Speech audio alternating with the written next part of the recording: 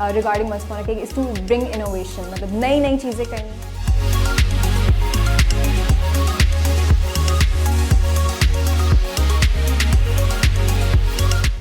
Cake बनाया था कि हवा में केटल है, चाय की केटल है, वो हवा में है और उसमें से चाय निकल के कप में जा रही है।